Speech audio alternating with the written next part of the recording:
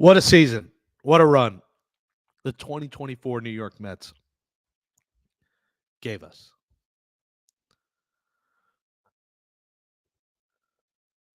It has now come to an end.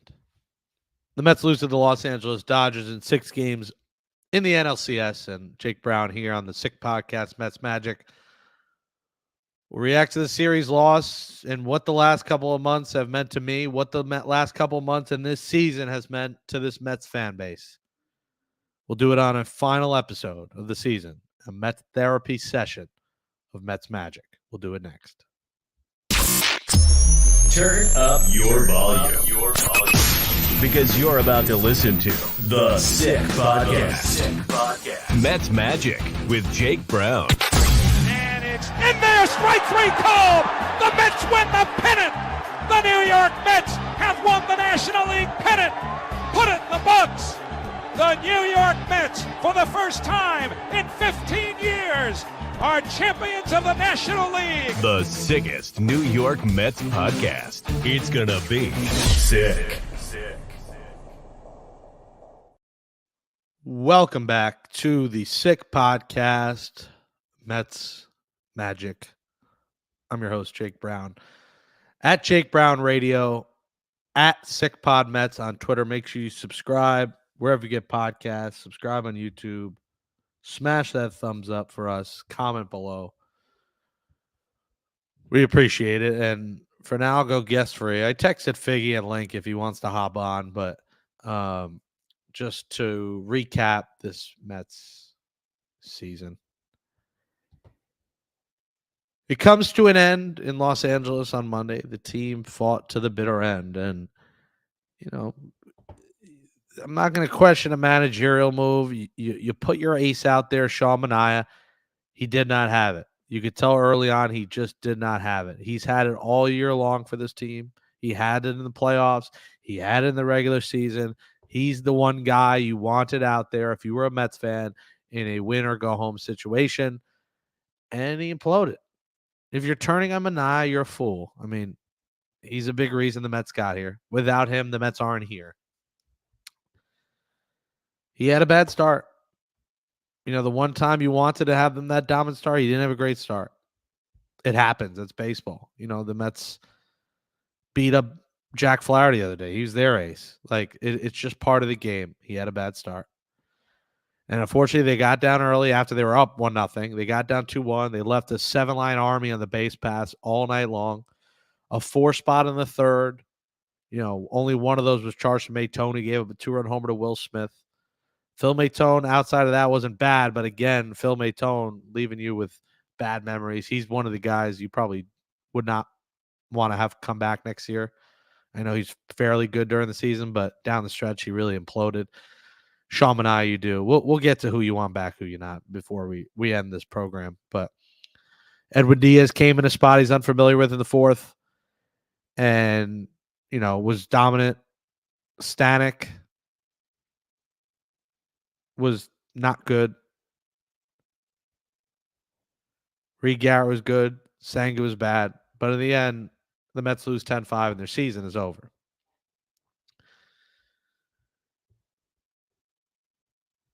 The immediate thought is sadness. The immediate thought is we don't have another game. We will not be in a game 7. If the Mets were to have won last night, I was going to go to Citi Field for the watch party today and be back in New York. And it's over now. The run is over. The special run, the most special run we have witnessed probably in our lifetime, is over. We had 99. The team, our lasting memory is walking in the run, Kenny Rogers. We had 2000 Subway Series World Series. The lasting memory was losing to the Yankees at Shea Stadium. We had 2006. The lasting memory was Yadier Molina, Aaron Hallman, and then the curveball to Carlos Beltran. We had 2015. The lasting memory was the throw home and losing to the Royals at Citi Field in the World Series and watching them clinch on our turf. We had 2016, which barely even counts with the one-game playoff and freaking Connor Gillespie. We had 2022, where the lasting memory is Scherzer imploding, Bassett imploding, and the Padres clinching on our turf at Citi Field on a Sunday night in Queens. And then 2024, where a memory is Tommy Edman, Tommy effing Edman and 4 RBIs. Where a memory is watching the Dodgers clinch on their turf at Dodger Stadium. But the lasting memory is the joy that this team brought us this last month, this season as a whole, and from June on. The lasting memory is how hard this team played and how they played for each other and how they never said die, how they always came back, how there always seemed to be more Mets magic in the air. That is our lasting memory of the 2024 Mets.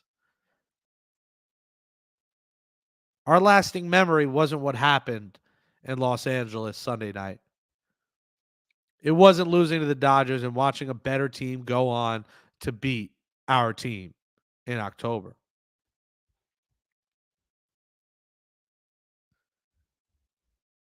It was everything that led up to it. And for me, I'm going to choose the lasting memory to be Friday night, Friday afternoon into the evening at Citi Field. And a reason why we were so joyful, we weren't sure we were going to be back. You know, I said Mets in 7. I was rah-rah. I was trying to do it, but none of us knew. And a lot of us probably actually believed that the Dodgers were going to finish them because they blew them out a couple of times. The games were blowouts. Better team, deeper lineup. It's an overall better team than the Mets were. This is a Mets team that wasn't supposed to be here.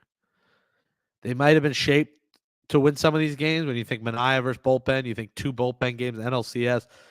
You think about the way they got here, the fight, the resiliency. But when we really look at it, the Dodgers are the better team. The Dodgers were the favorite to win the World Series coming into the season. And I'm going to choose to remember the fighting Mets, the magical Mets, and Friday night winning for the fans, not going out on their home turf, not laying down and quitting when they could have time and time again. And it's a mantra in life. It's a mantra in reality to never quit. When you're down and out, do not quit.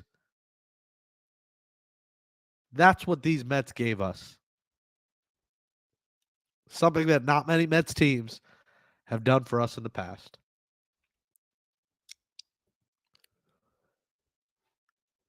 You know, I've said my story over and over, but I'll say it one final time because it's the season finale. But you know, March 24th or whatever, a week before the season, I found it amazing but true from the New York Post was not going to be back for a 5th season. And you know, part of me saw it coming, and I said, you know what, if there ever was a season not to do it, it's a year where the Mets probably aren't going to be very good. And you know, once they got JD, I wasn't exactly calling it a punt year, but I was saying, you know what, the Mets, there's a chance they are not a great team, and there's a chance they're a 500 team. There's a very strong chance they miss out on the playoffs. So I said, you know what, I saw it coming. I'll have to do something on my own and do something different. You know, you lose out on the fan base. You lose out on everything there. But that was the first step. You know, the job started to change. I started liking the job less because the Mets show is over. Like every week, that really brought me joy doing that show with Figgy and doing live shows at bars in front of fans and, you know, covering games, getting to be on the field with the players, talking to the players, asking Adam Ottavino is Mount Rushmore of pizza, learning Spanish from Carlos Carrasco on the field. I missed it. It really hit me that March. And then as the summer was going on, it was getting closer and closer to a decision I had to make about leaving New York. And I wasn't sure about the future of my job at the Post. You know, I had a feeling they were being very mum about my position. I didn't know. I was still getting paid. I had a job, but, you know, I wasn't doing much work. And I was worried that it was going to end. So I decided, my lease in Astoria was up August 31st, that I wasn't going to renew. And I wasn't going to stay in New York, unless I found something concrete, which I still have not found. And in July, my dad got a job in Philly. So there was an option that I could stay up north versus going to South Carolina. If you don't know, my parents live out on the border of North and South. They're in South Carolina. They're far. And that scared me. The thought that there was a chance scared me. Now, there was a silver lining of, okay, I'll stay with my dad for a couple months until I land on my feet again, find something, and hopefully move back to New York. Well, I'm still here outside the Philly area. And, that was August 31st, September 1st. At 2 days, moved August 28th, found I was laid off. And that week was just brutal. Layoffs suck. But when you don't know the future, when you have so many bills to pay, you don't have money coming in, you lose your job, you lose your home, New York City, the greatest city in the world. There's no one who reps like New York like me. There's no one who will defend New York like me. No one gets mad when people crap on New York like me. To lose that, when I left, we crossed over the bridge and headed to Philadelphia, I was in tears. I guess I'm just emotional a lot, but that hit me. Was like, I don't know when I'll be back. The last Met game before I left, the last 2 Met games, they came back and hit walk-off homers in the last 2 games. And that was a sign to me that this team has fight. And, I should follow suit and have fight in this search and figure out a tough business, a tough economy, try to scratch my way and get through and push through. And Monday against the Orioles, Francisco Alvarez hits that walk-off homer. I came back for one final game before, that was their last home game. And then, the time I moved, they were away. So then Jesse Winker hit a walk-off against the Orioles that afternoon game. And leaving that stadium, I was like, wow, I'm not sure when I'll be back. I don't know if there'll be October here, but God, this team has really they've uplifted me this week. And then the week after is when I got laid off, and then it was extra. So it was the potential last game, 2 walk-offs, laid off, 28th, 31st moving officially. So for what this team did the last month, it helped a lot of fans, but it really helped me because, it's not something you talk about online. You're not talking about, what you're going through, but it's not easy. There's a lot of people going through a lot worse, but it's not hard to get everything kind of stripped away from you and then try to put a smile on every day. And, I think I think a lot of people, like me for who I am and, the smile I bring and, kind of being an uplifting person. Sorry. But it was tough many days to do so. And the Mets did that. They did that for us. They did that for me.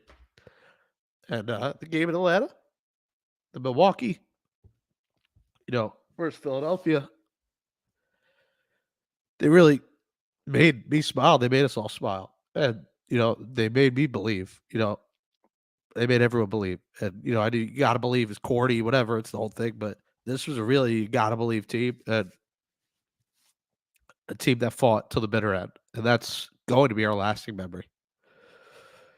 And now it's over. We move on. I'm not going to sit here all sad like they gave us a lot. It was going in at some point. I really would have wanted a World Series, Subway Series. And I did think it was destiny for this team. And I thought, they were going to go on the run to the very end. But they did. And they lost. But you live with it because this was an underdog story in many ways. And I'm proud of them. I'm proud of what they did. There's been a lot of Met teams that have left you sad. And like I said, they've given you memories that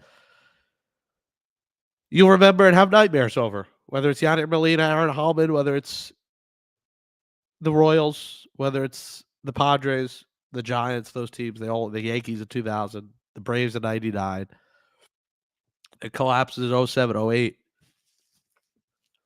You're going to look back at the 2024 Mets and think of the moments, think of the joy, think of the walk-offs, think of Grimace, think of OMG, think of the OMG remix, and think of all the positive things. You're not going to think about what happened in Los Angeles. You're not going to think about their season coming to an end. you're going to think about everything they did to help bring us joy. And I'm thankful for them for that. And it inspires me. I'm on the surge, have some leads. I think some good things are coming, but it ain't easy. It ain't easy when you don't have money coming in. You're sleeping on your dad's pull-out Serta couch. You know, you you don't have your people around you. You're far away. You're far away from everyone. It's not an easy trek. When you do go up, you got to figure out where you're staying, sleeping on people's couches, pain in the ass, asking people to stay over. It's brutal. But the Mets gave me a reason to come back home, and I came back home a lot. I went to both wild card. Went to the 2 games against the Phillies, saw them clinch. That was awesome. I went to all 3 games against the Dodgers. I went to the watch party, the Pete Alonso Brewer watch party, and they were all just such euphoric moments. The 2 losses of the Dodgers, those sucked, but you had 2 wins, and then capping it off with a win really meant the world to me and meant the world to this Mets fan base that they didn't send us home on our own turf. They didn't make us watch them end their season on their turf. They said, "We will fight for another day." Listen, they fought to the end. They scored a run in the 9th inning. You thought maybe there's some final Mets magic, but they were just too far down and out. But I'm thankful for that, man. Really am. And it's why we love sports. It's why we love the game. It's why we love baseball. So when people tell me they hate baseball, it's too long of a season, this Mets team reminds you why you watch day in and day out, getting you through life. For me, laying off, moving, debt, everything wrong in life, they got us through it. They said, "We're not going to quit. Neither should you." And while they may have not done it literally, they did it figuratively. This year, they did it essentially literally and figuratively. They never quit. But, all good things come to an end. And now we move on to the miserable Jets and the Knicks season opening tomorrow. But, you know, it's always New York or nowhere, and it's always let's go Mets. It will always be LGM. And the grimace, OMG, rally, pimp, pumpkin, all the gimmicks, the stories, call them corny. MLB stomping all over our grave with the stupid whatever, the World Series shaped as OMG, and they got what they wanted. Judge Ohtani, screw them. Like, you know what? Screw them. We know what the Mets gave us. And, they want to be classless and stomp on our grave. Fine. But it's a low blow. And if you watch this Mets team, you should, you know, cheer them on and, realize what a story they were. They meant a lot to all of us. And I'm not the only one to go through trouble. Listen, the Mets themselves losing loved ones like Stearns and losing Ed Kranepool, a lifelong man, a couple months ago, like losing Willie Mays, some important figures in the franchise. It hit home across the board. New GM, new manager, a new direction, and a positive direction moving forward for these Mets. So I'll stop crying. I just last night was rough. I was just thinking of it over, and it's like, all right, Mets baseball night. No, we got to wait till March, and the ride is over, and it was a hell of a ride. What a journey it was! It really was the most fun journey of my life watching this Mets team. Every montage I'm watching back in the moments with the music, tears. You just watch. We're gonna be watching all off season, like a little kid watching. It's like when I was 9 years old and a Met fan, they made the World Series. This kind of brought me back to that moment. And I know Howie Rose said something similar about being 70, brought back to 15. Well, 33-year-old Jake was brought back to 9-year-old Jake. And the reason I fell in love with the game and that Mets team that went to the World Series was special. And I remember the pizza and soda parties with my friends and my Mets and Yankee friends, and we watched. And I was thinking we could do this again. And maybe it's not pizza and soda pop. Now that I need some lactate for all that cheese. Maybe it's a chicken parm hero and a vodka soda at 33. But I think back to the days of the pizza and soda, 2000.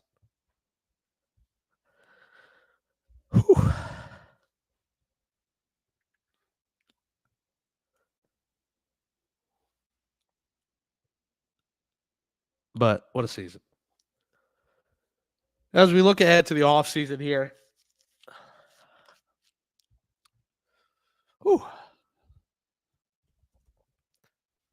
Carlos Mendoza, you have your manager. That's the good thing.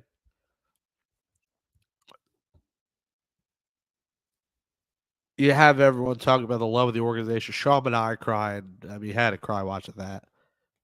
That's got to be at the top of your wish list. Bring back Sean Mania.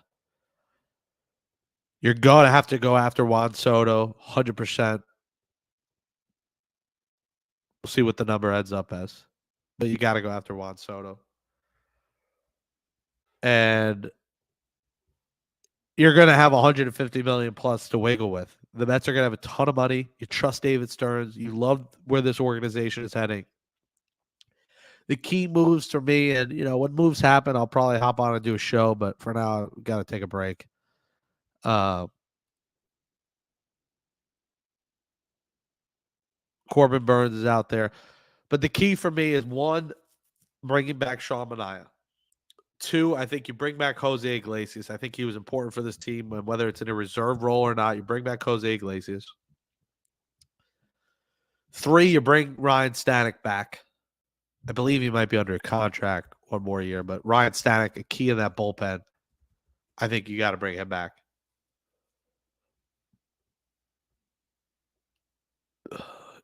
He'll be a free agent, but I'd like to bring back him for the bullpen. I would let Pete Alonso walk. I'm going to be honest. I think he had great moments in the playoffs. I think the Mets move on from the Alonso era. They can replace him, and that's where I want Christian Walker to come in as a first baseman. Move on from Alonso. I don't hate Alonso. I just don't think he's an integral part of this team. I know he had his moments, polar bear, everything, but this is Lindor's team. This is Lindor and Nemo's team, and I think you move on from Pete. He's going to demand major money, and I'd rather use that money towards Soto if you can get him. So I'd say goodnight to Pete. I would try your hardest to find a trade partner for Jeff McNeil. He's got 2 years, $30 million left. I don't think he fits in with his clubhouse. I think he's frustrating at times to watch. He gets way too frustrated and throws fits. I would move on from both Pete Alonso and I'd move on from Jeff McNeil. Now, you probably have to eat some of that money. I think the Mets have the money. They can eat the money, but you move on from McNeil and you go with the youth exuberance. You have Ronnie Mauricio coming back. Luisangel Acuna is going to fight for a roster spot. You bring back Iglesias as a depth infielder. You have Mark Vientos locked in, whether it's at third base, whether you move him to first, which I'm not the most confident in. He'll have success at first. I prefer Vientos to be the DH if they can pull that off. Vientos either as DH or third. If you could have Mauricio at third, Acuna at second, and Vientos DH, and you sign Christian Walker, that's good with me. I think you got to add another catcher. I think Alvarez will probably be the starter, but you need some competition with him. Torrens was awesome, but wasn't a great hitter. I think you have to bring in a kind of a 1A catcher that could split some time with Alvarez, make him work, make him work in that swing, not putting too much pressure on himself. And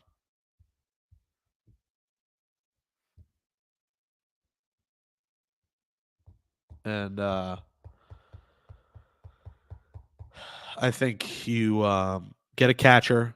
Outfield, you go after Soto if you can get him. Right field, I think the Marte era will probably be over for the Mets. I think he had a good season, but I think the Starling Marte era will come to a close. But remember, he has 1 year left, so that's another guy.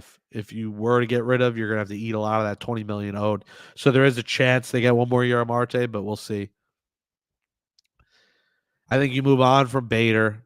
Taylor maybe is your fourth outfielder. You got to do better than Taylor and Bader in center field. You saw that at the bottom of the lineup. Those guys, they had their moments, but they weren't good enough. The Mets have got to upgrade offensively in the outfield.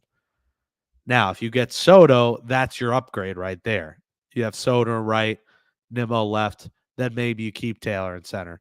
But I'd like to see them upgrade. Maybe it's Nimmo center, you move Marte to left, and Soto plays right. But you definitely go after Soto. But again, I don't think they need him, and I wouldn't give him $700 million. If They have the money where they could afford him and still get other pieces, but they got to spread the love. Your rotation will be Senga. You got to bring back Benaya. Peterson has earned a spot in that rotation. And then, TBD. I think Quintana, if you get him on a 1-year deal, you bring him back. Otherwise, you move on. I think Severino is just going to demand a big money contract. I just see him going elsewhere. I don't think they're going to keep both Manaea and Severino. I also think they got a lot out of those guys. I don't know if Severino's going to have the same season next year. I would aim for a Corbin Burns. Ideally, the Mets rotation hopefully can be Senga, Burns, Quintana, Peterson, and then TBD. Whether that's Quintana, Christian Scott's probably out for the whole year. He's not an option. They don't really have an option from within to start next season. So we'll see who else is on the market or if they go via trade. But Manaea is the one guy. You got to try to bring him back. Glue guy, great clubhouse guy. He's a piece you want to be back. And then the bullpen, if you could get Raley on a 1-year deal, I think losing him was massive for this bullpen. I said bring back Static. I think you move on from Tone. I think Budo earned a spot next year.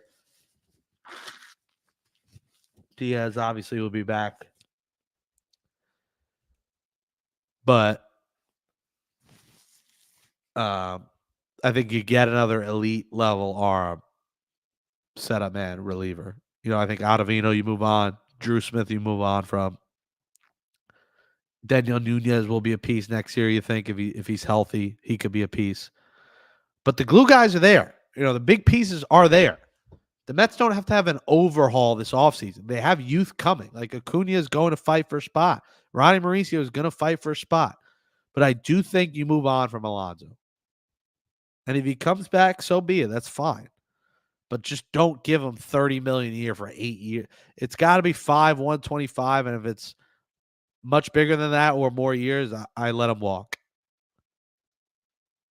You move Vientos over, or Christian Walker should be atop the Mets wish list after Juan Soto. 2-year deal. I know he's mid-30s. You don't give him maybe a third-year option, $20 million a year.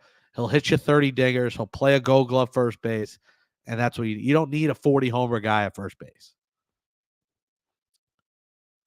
So that's how I look at this offseason. In the chat, Armand, hey, Jake, Matt, chin up, bro. Good season. Thank you. If we had Raley and Nunez just those two, we'd be at least game 7. Those two injuries killed us. Yeah, Raley was gone week 1, so he's almost like you don't even look at it. But, yeah, Raley would have been interesting to see where the Mets would be if they had that lefty because Danny Young wasn't that guy. And Peterson, you would have liked to be the starter because they didn't really have a good lefty. Peterson had to come out of the pen against those big lefties and Freeman and Ohtani and everyone that they had.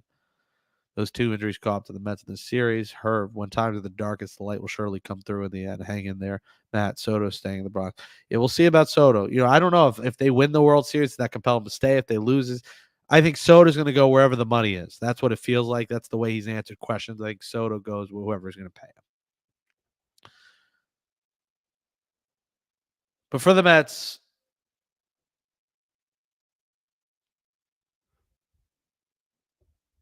thank you. Thank you for what you did for me personally. Thank you for what you did to this fans. From Canalita coming up, Jose Iglesias coming up, to then Grimace throwing out the first pitch, to then OMG, the song coming out, and the show, and I'm behind the dugout during him performing. You had your infielder performing a post-game concert, to the moves at the trade deadline, getting Jesse Winker, getting Ryan Stanek, getting a couple of these pieces that we beloved, especially Jesse Winker, who I think you should try and bring back on a 1-year deal if you can. To the 2 walk-offs before I moved out of New York against the Orioles, in Alvarez homer and Winker's first Mets homer at Citi Field. To the magical September run, to the game in Atlanta the day after the season, the 6-run inning, to the Lindor homer. To Milwaukee and the Pete Alonso 3-run homer in the 9th when you're down 2-0 and at the jaws of defeat. To the 5-run, 6-run inning, whatever it was in Philadelphia to win Game 1 against the Phillies.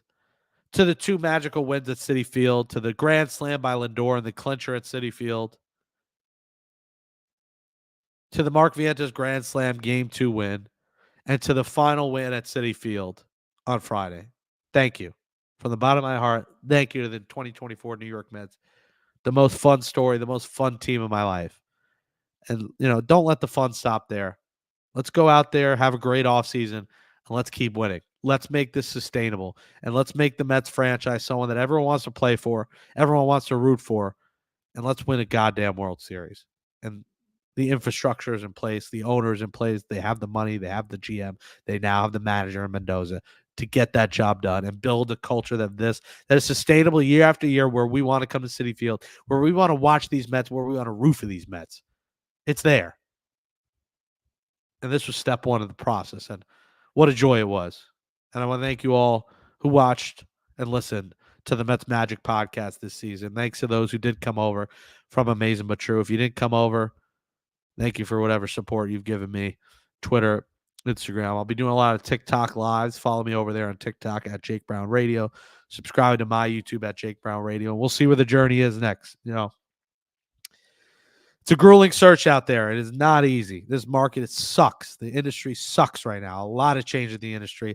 A lot of crappy things going on in the industry. And it's not about talent a lot of times now in this industry. And it's taken an unfortunate turn. And things have kind of changed. But I do believe in myself, my passion, my talent. I've been in the game for over a decade now. And I will persevere and I will fight through. And this Mets team helped me realize that. They didn't go down without a fight. Neither will I. Thanks for watching Mets Magic. Until next time, whenever something happens this offseason, we'll talk to you then. Let's go, Mets. And that's a wrap. Hope you don't miss us too much until next time. Follow the Sick Podcast Mets Magic on YouTube, Google Play, and Apple Podcasts.